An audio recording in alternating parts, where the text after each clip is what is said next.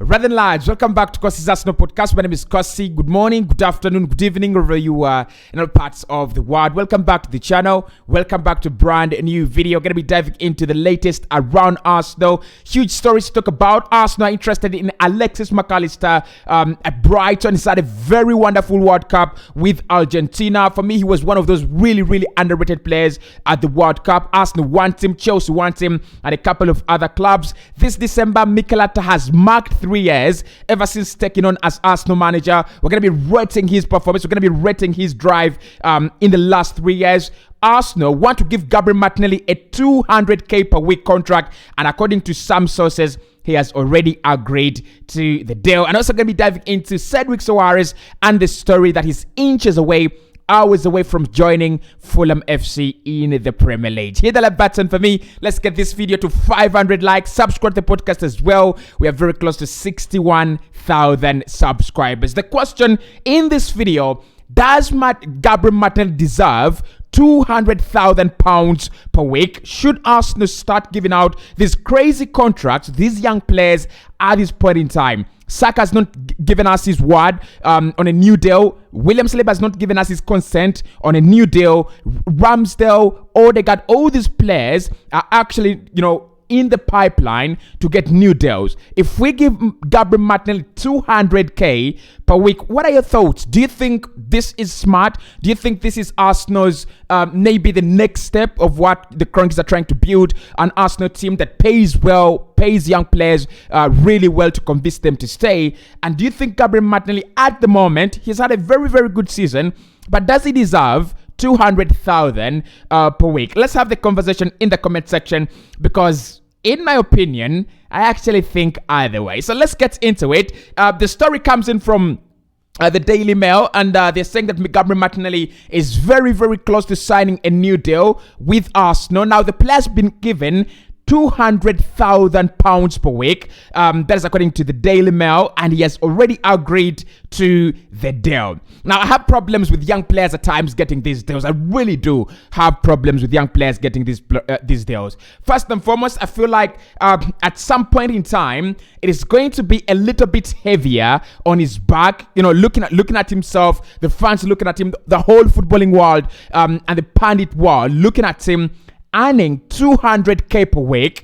I feel it's a little bit distracting. But then also, I feel like our wage structure is going to be absolutely blown. Remember right now, and I did promise that I will do a video regarding the financial fair play position, where Arsenal stand, the risks, the advantages, how safe we are, and probably what is unsafe for us in terms of in terms of the financial fair play, because we've spent over 200 million in the last 2 years. That should have some implications on our financial situation.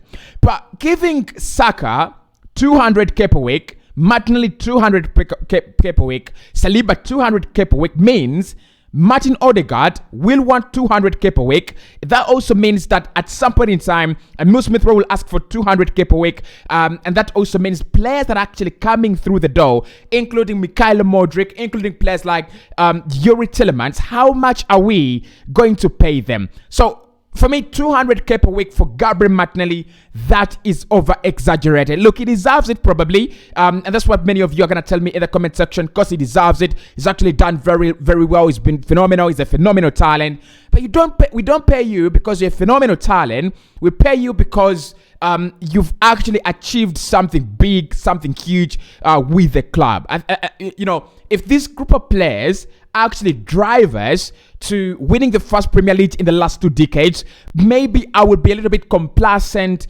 and I will give in. And I'll say, give them the money they want. Give them whatever it takes. But for me, 200k per week for Gabriel Martinelli, it's too much. It's a little bit too much. It's going to have financial implications in the future. Right now, it's good. Martinelli gets happy, Arsenal happy as well, to keep their player, to keep one of the best young talents in Europe right now. But it's going to have financial implications. Everyone is going to have to ask for that big contract. Everyone will ask for that huge contract. I don't think Arsenal are really ready to give it out. And so for me, 200k per week, not bad. but I would rather suggest Martinelli gets something between 130 to 140,000 per week. And if he does extraordinarily better than this, if he probably becomes top scorer for the season, if he becomes top assister in a season, then we can think about, elevating his performances, elevating his wages, elevating his salaries to 200k per week. But right now, there is something lacking. I wouldn't give William Saliba 200k per week right now. I wouldn't give it to Martinelli. The only player in the Arsenal side that I'll give 200k per week is Bukayo Saka, because Saka has lifted Arsenal, carried Arsenal on his shoulders, on his back for 3 consecutive years, and he's still doing it at a very consistent basis at his age. I think he's already proven that he's the first, he's the star, he is the player you want to be, having in your project, okay? He's the most important player. He's the most valuable player in this project. Yes, there is William Saliba, who is probably the best young centre-back in the world right now. But for me, to be honest, I'm going to say this.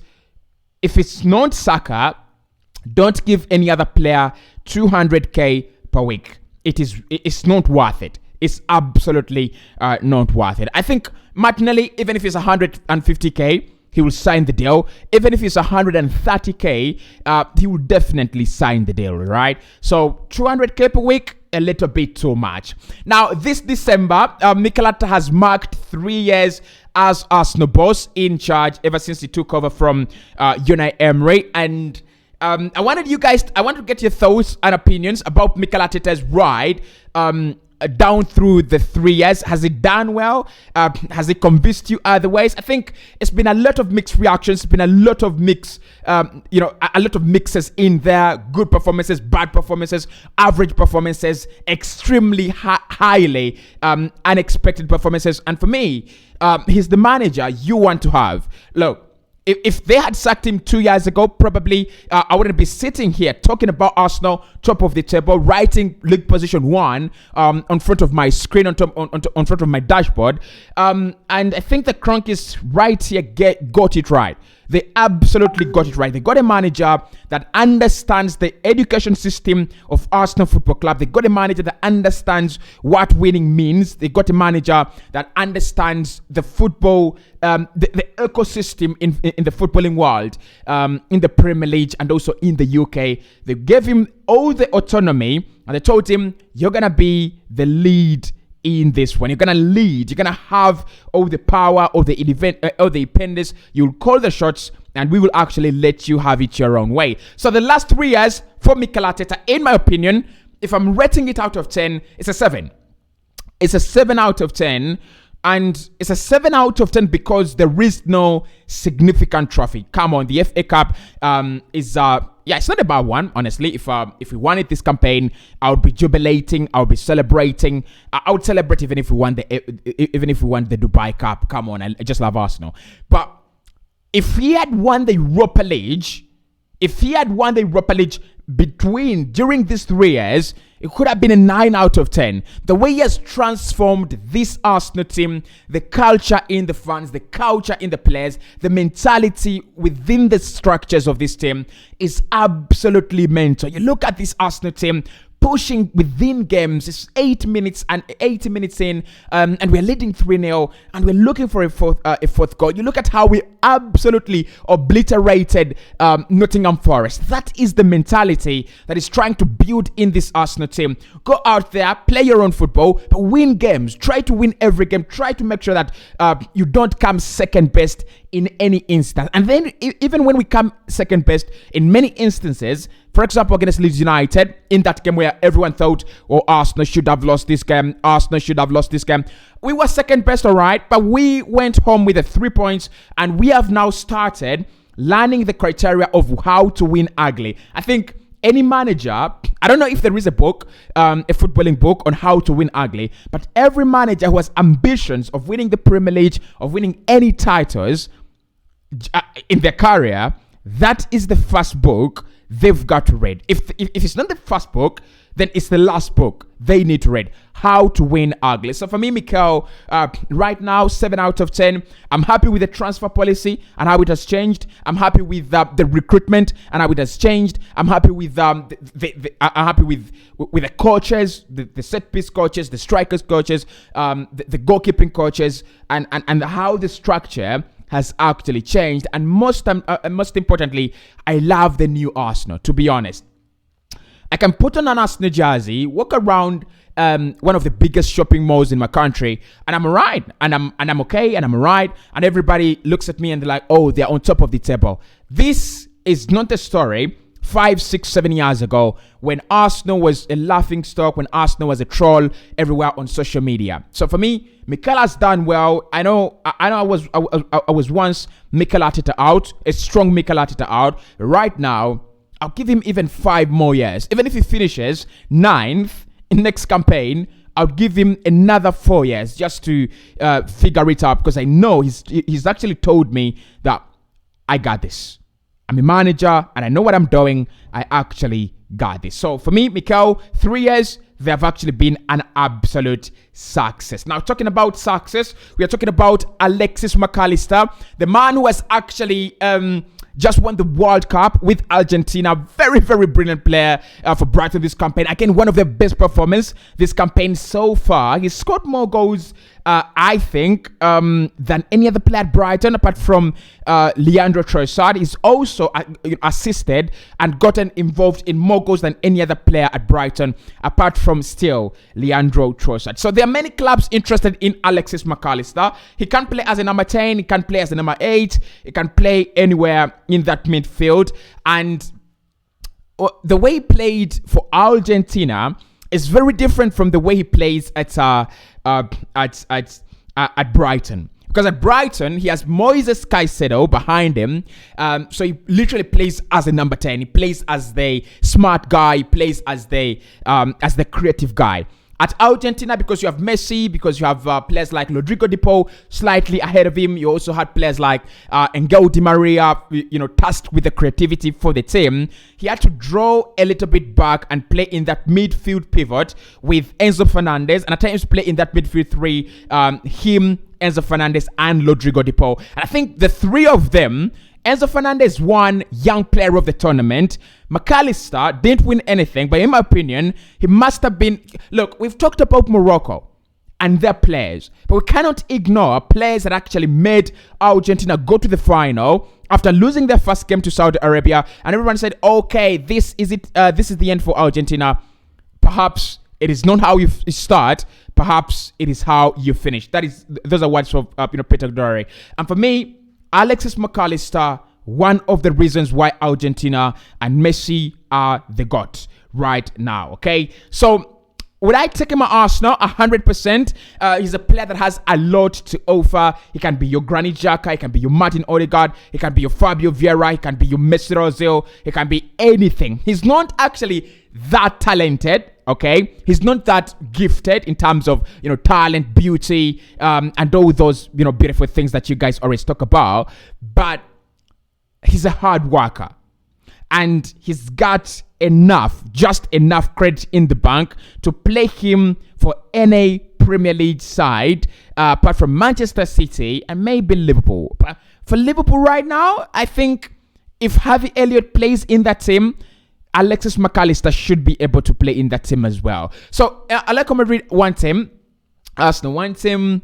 Do Manchester United want him as well? A few other clubs are also talking about him. I think Brighton won't be able to sell in January, but I've heard the words of the president or CEO, and he was saying that they hope more clubs actually come in and they're interested in the player. So I think they will be looking to sell Caicedo. They will be looking to sell McAllister and Trossard as well. One or two of those three players might actually be on their way out of Brighton in January or even in the summer. So McAllister, lovely guy, beautiful guy.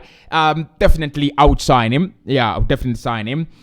for Arsenal. Got no questions about him. And lastly is Cedric Soares. Talked about this story yesterday. And of course, today, the story is still the same, that he's inches away from an agreement to join Fulham, and Arsenal and Fulham are also inches away from making this deal happen. Mikel has already said doesn't want to let his players go, and is the one selling Cedric Soares. I think Cedric has lacked game time, to be honest, and I'll definitely let him go, okay? I feel like we have enough cover in all areas that he actually plays in. The good thing about Cedric is so versatile. He can play on the left of the back four and also on the right hand side of the back four, okay? But if he wants to go, if he wants to get some more game time, it's all right. In my opinion, it's all right, unless you guys feel we shouldn't let anyone go in January because of the pressure and the number of games we are having. But for me, it's all right. Again, for me, it's a little bit stupid for a player to leave Arsenal right now. Why don't you leave in the summer? What if Arsenal win the Premier League? I mean, you could miss a golden medal. Like, I'm only saying, I'm actually not insinuating anything, but I'm only saying, okay? It's Christmas, guys. Where are my Christmas gifts? I mean, here's my numbers in the comment section. I need those Christmas gifts to come through. I don't know how I'm going to be spending my Christmas, but you can decide to make my Christmas enjoyable. My numbers are in the description. I'll see you very, very soon.